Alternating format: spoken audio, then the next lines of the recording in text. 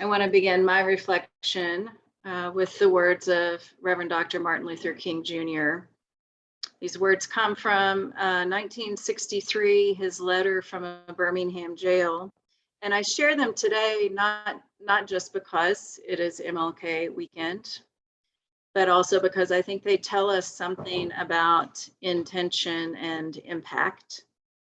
And I want to remind us that he wrote this letter from his jail cell in Birmingham, responding to a public letter from 8 of the city's moderate white clergy.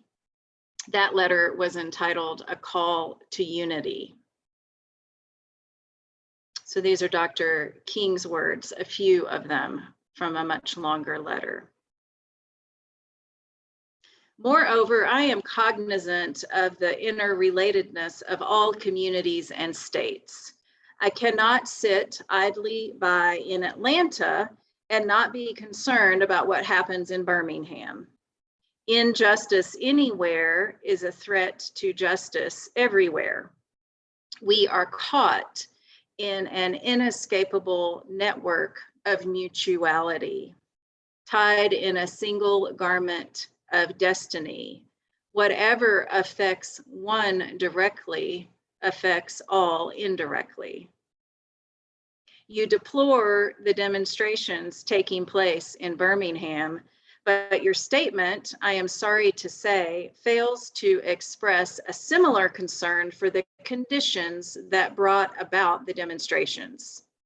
I am sure that none of you would want to rest content with the superficial kind of social analysis that deals merely with the effects and does not grapple with the underlying causes. It is unfortunate that demonstrations are taking place in Birmingham, but it is even more unfortunate that the city's white power structure left the Negro community with no alternative. End quote. He goes on to say, in any nonviolent campaign, there are 4 basic steps: collection of the facts to determine whether injustices exist, negotiation, self-purification, and direct action. So as we know, our theme for the month is living with intention. And last week we considered what it means to set an intention rather than make a New Year's resolution, and considered the practice of giving our intentions some attention as a spiritual practice. I want to ask us today if you can imagine if the civil rights leaders or leaders of any social justice change movement only set intentions and left it at that. Today, I want to consider together how our intentions actually function in the world, whether and how they lead us to action, and what happens when our good intentions aren't enough or produce an outcome that we didn't hope for.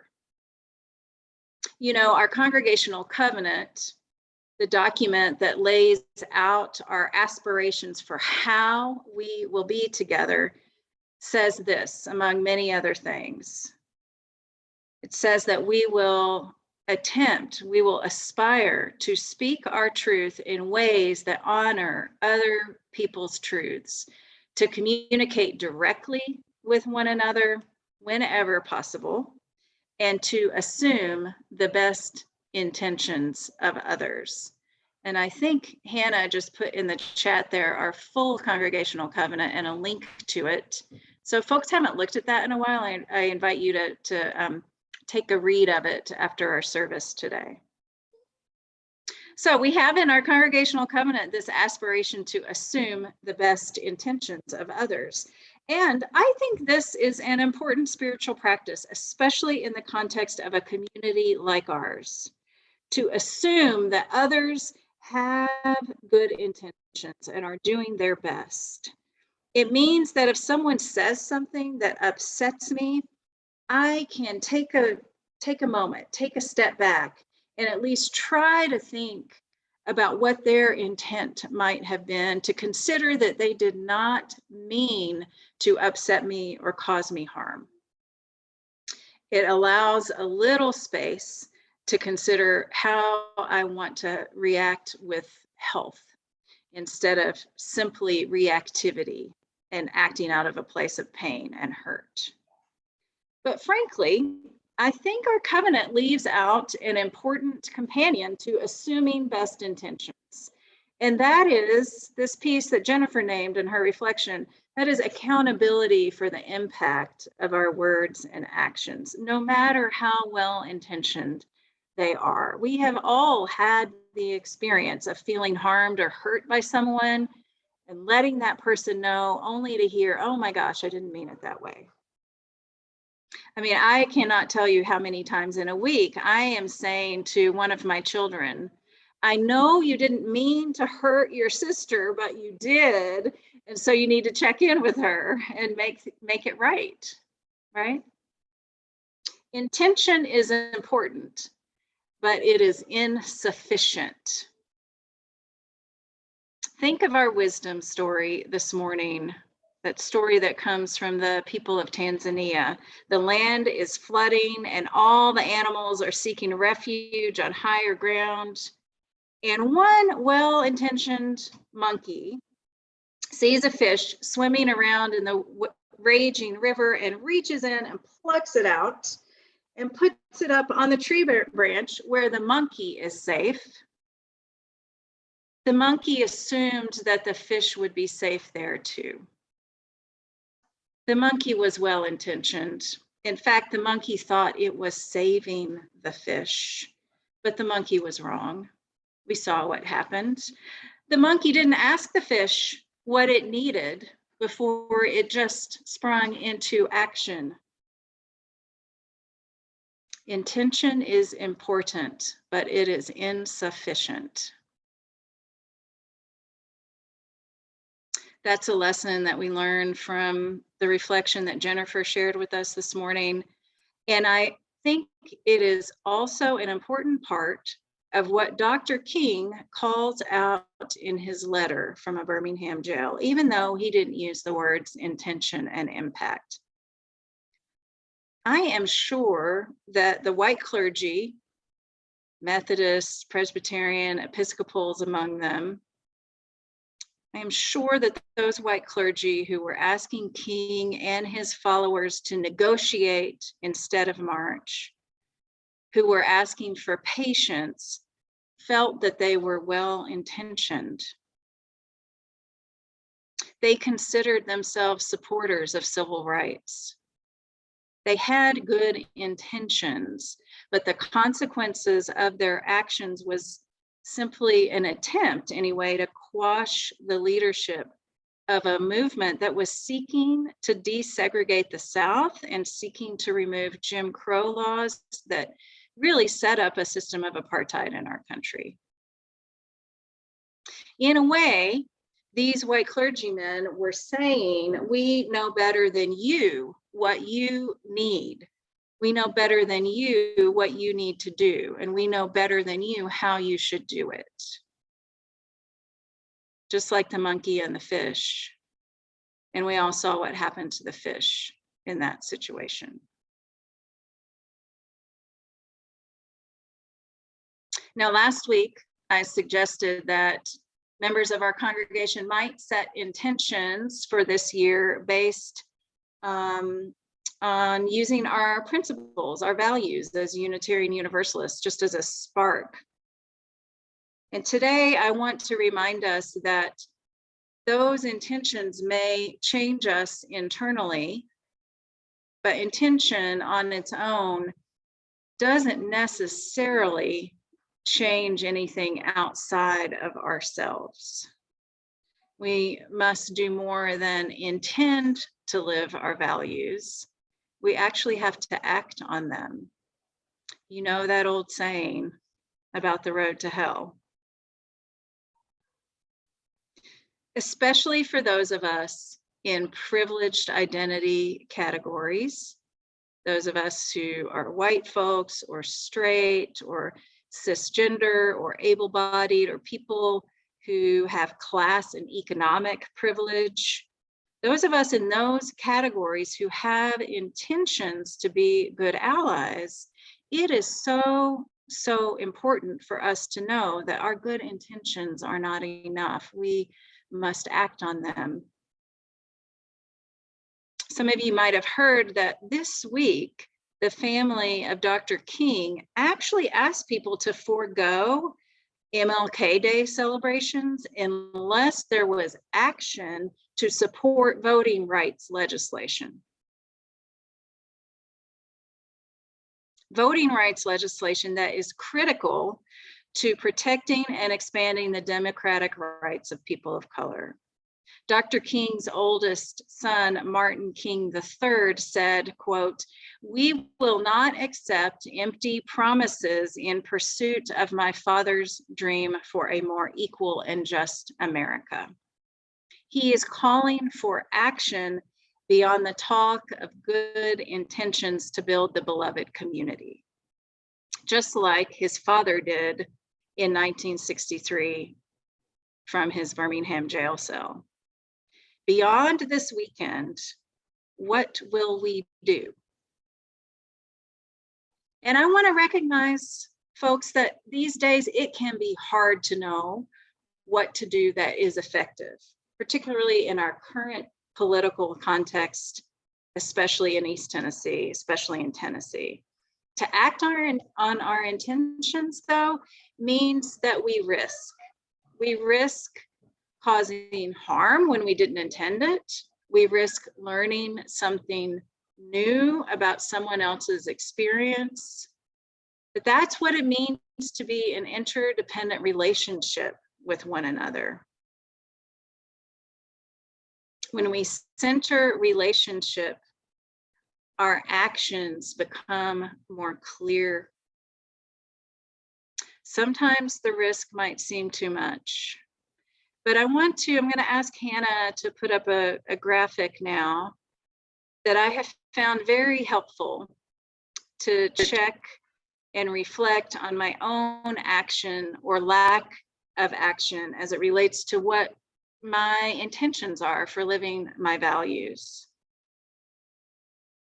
So many of us, those of us especially in more privileged identities, face and see horrific injustice in our world. And sometimes that might lead to, shock and confusion. How could this be happening?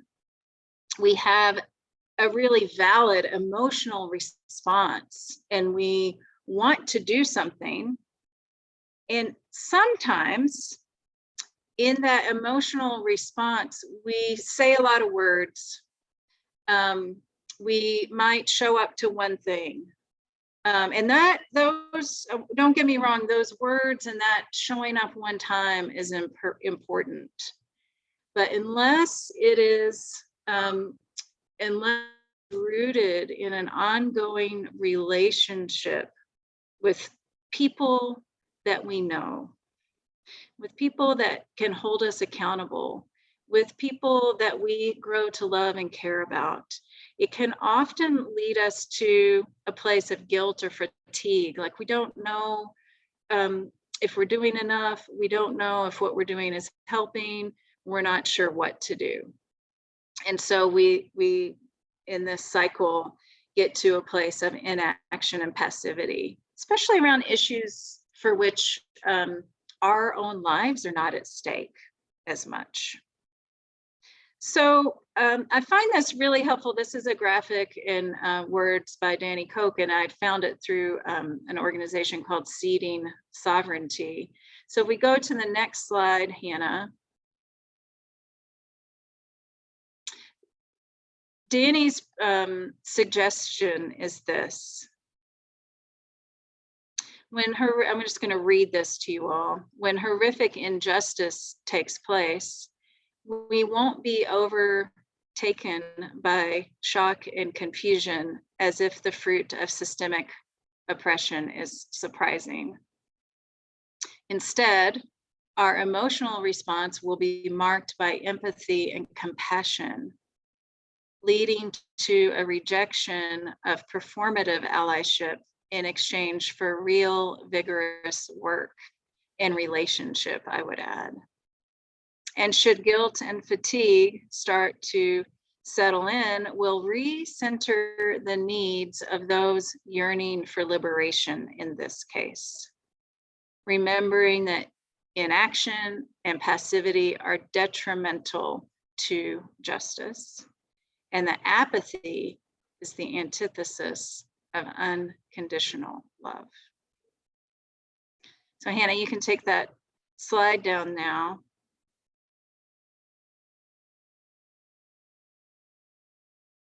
I like this, this alternative to the cycle of inaction because it prompts us to recenter the needs of those who are in a marginalized situation. And I want to give an example, for instance, from our congregation. I think this is the aspiration of our accompaniment team, which is the work of our immigration justice team, in being in relationship with one family over the long haul, and always going back to ask that family, particularly the mom of that family, what is the help that actually helps? Without making assumptions. We can have good intentions to go in and help fix a situation that may not actually be the help that someone really needs. So I want to lift up that as a specific example where I think we are trying over time to be in that kind of deep relationship and learning as we go, and being open to times that we might mess up and we might get it wrong, but we keep staying in relationship, refining our intentions and acknowledging that the impact is what is important. As I close my reflection today, you all, I know we have traveled to many places on this consideration of intention and impact. I want to leave you with a blessing of sorts, some words for our own hearts that come from Reverend Karen Johnston. Wise ones say, we can be good, good enough, and imperfect, all at the same time.